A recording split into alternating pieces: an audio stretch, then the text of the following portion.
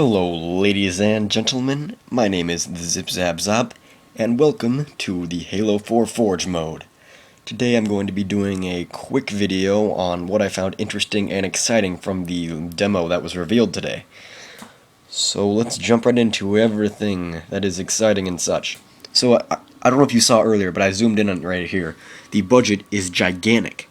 There are a lot of zeros after that, which I think looks promising. I'm not gonna lie, I'm excited to build a lot with it. We'll have to see how much items actually cost if it's just deceiving there. So then, right back there, I think you saw I underlined it, 10-second boundaries are still a thing. So, sorry, I don't mind.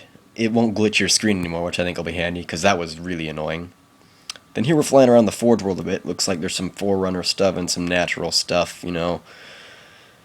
Looks like there'd be good diversity. Looks a little small, though. That's the only thing I'm kind of worried about. But, honestly, I can't say for sure. I heard somewhere in this video that it sounded like there'd be multiple Forge worlds like this one. Maybe different like themes, though, so we'll see. Now, right here, we're hovering the cursor over some stuff, and the objects change to green whenever you're like hovering over it but not grabbing it, and then change to yellow whenever you do grab it, as you can see right here. Which I think will be super nice for, you know, trying to move spawn points and pick them up and stuff whenever they're above, like, a bunch of cluttered items you have built, like on a wall coliseum. That was always a real headache to deal with, and I'm glad we don't have to anymore. It's gonna be great. I'm excited. And now right here we have a menu, actually. I zoomed in on it for you and slowed it down a bit so we can get a good view of everything. A lot of the categories look to be fairly similar to Reach's Forge, which is actually what I was thinking would happen. I honestly thought that a lot of the buildings and stuff would be similar. They even cost the same. They're the building category.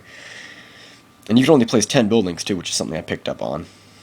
But it's okay, because if it's like Reach's Forge with more, you know, detailed pieces and a few new ones and multiple Forge worlds with a budget that big, it's going to be great. And I'm just hypothesizing. Anyways, here we get to see what looks like a lock/unlock feature. From what I heard in the video, basically, this is built so that, or built, what am I saying? It's not built, it's just placed in there so that whenever you place an object, if you like accidentally like pick it up while you're running by or something, then it won't move. You can't pick it up anymore, or maybe you just can't move it. Now I think it'll be really nice. You can see in the left-hand corner the little interface they have there of the D-pad. Apparently you hit left to lock.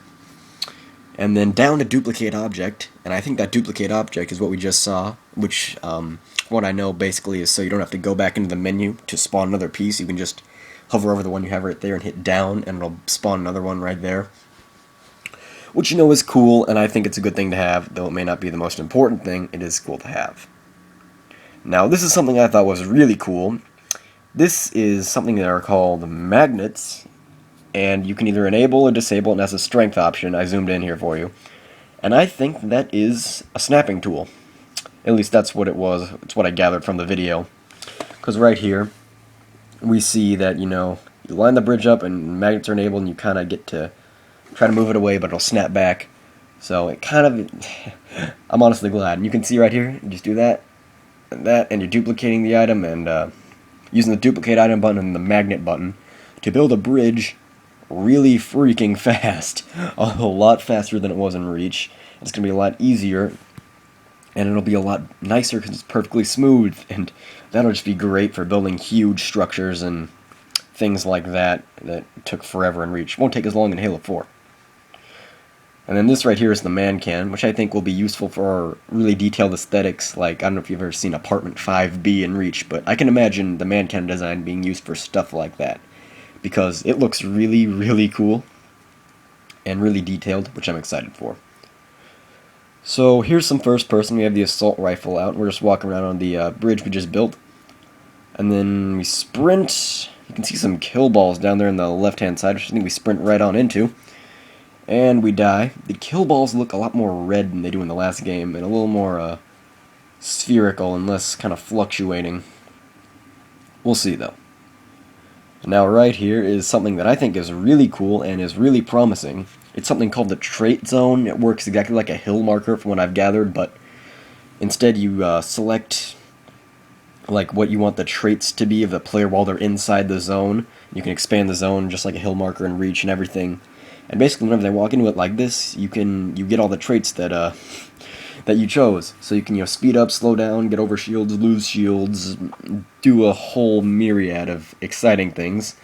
Which, if this is true, this is going to be extremely useful for things like custom games and even just in Forge, it'll be a cool thing to have to play around with. Because from what I can see right here, it's working right in the Forge lobby. You don't have to go start a custom game like you do in Reach to get any zone like that to work. It works right here because you walk into this, you can get camo and jump super high, like just really high, which I think is kind of awesome. And then right here, fall damage is still a thing. It doesn't bother me, but some people probably will be bothered by it. And yeah, the new interface looks okay to me. I don't really like the budget having like an out of original budget thing. I think it's a little clutter, but oh well. As you can see on the left hand side of the screen right there, again it says that this is pre-release and not to be final. So yeah, that's pretty much it. I thank you guys for watching. I am the ZipZapZop, and I am signing out.